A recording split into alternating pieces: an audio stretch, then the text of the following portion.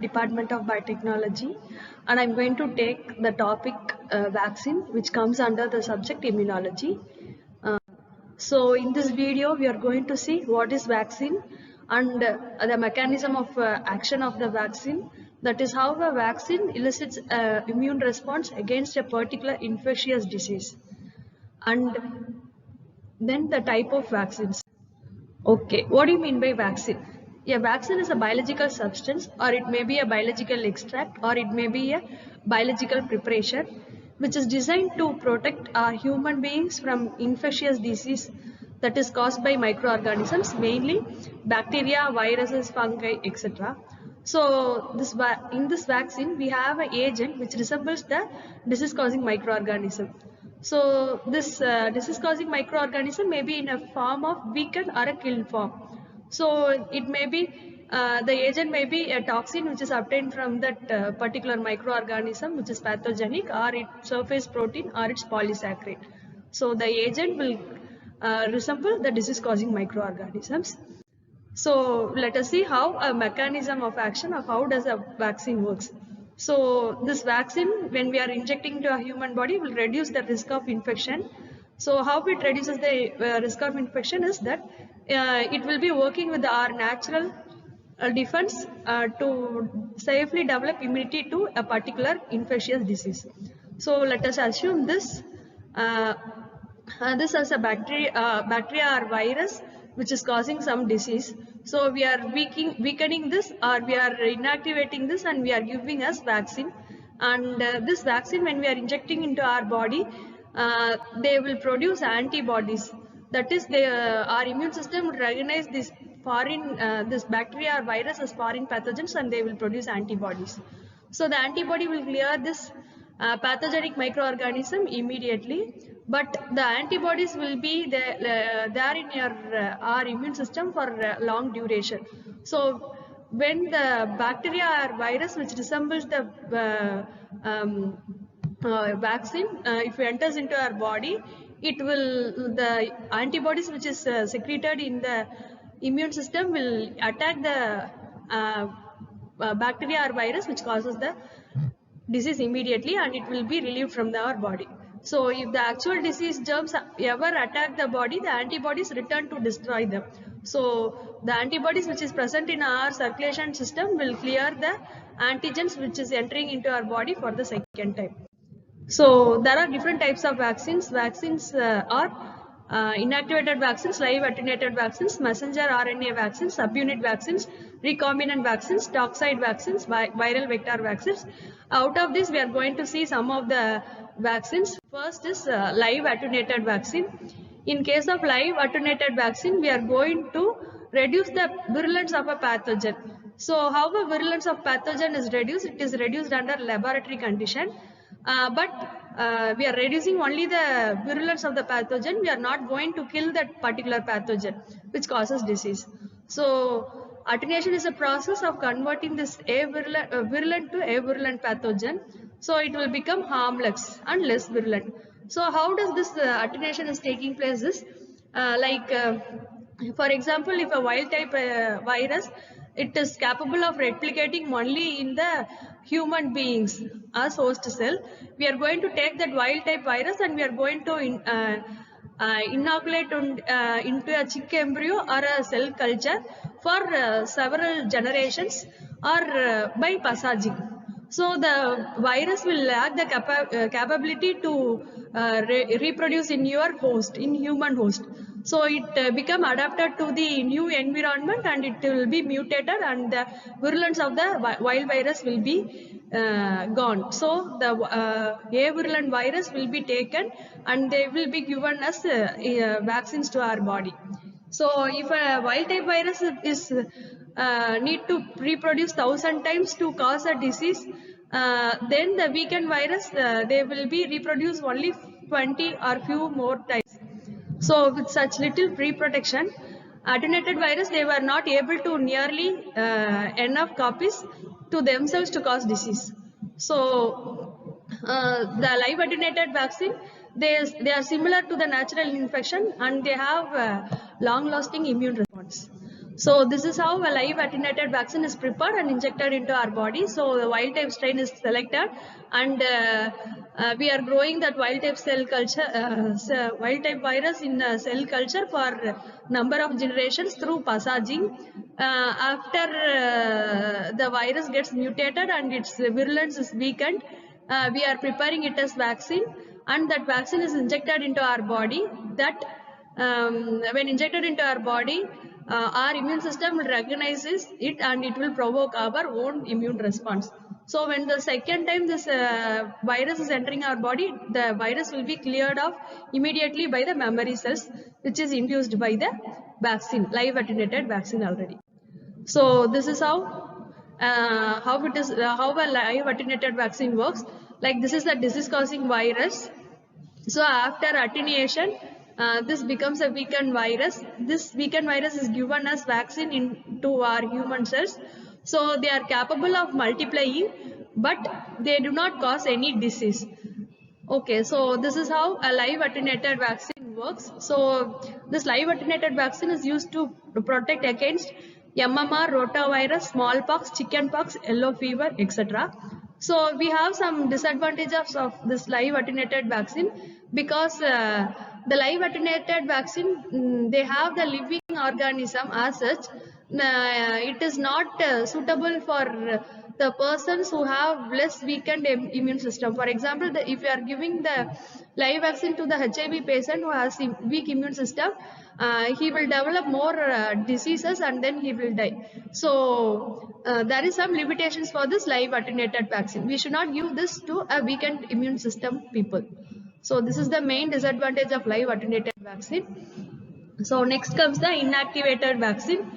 So what do you mean by inactivated vaccine? We are just going to kill the organism with a heat or chemical, but we are going to use the dead version of the bacteria or virus, which is used as vaccine. We are going to inject into our body.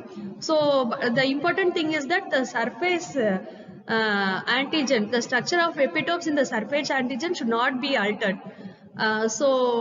If it is altered, then it will not provoke any immune response. So it is necessary to maintain the structure of epitopes on the surface antigen. So heat inactivation is not generally preferred, because it will degrade or denature the proteins present on the surface antigens. So heat inactivation is generally not required. So this inactivated vaccines, like the attenuated vaccine, do not have a long duration of immunity. So we need to give additional booster doses to protect our body from a particular infectious disease. So booster doses required for inactivated vaccine. So this hepatitis vaccine works on hepatitis A virus, polio virus, and rabies virus. So this is what virus which causes a disease. So this is a surface antigen, and you have a genetic material. Here, by the radiation, the genetic material is completely destroyed, but the surface antigen or the epitopes were not altered.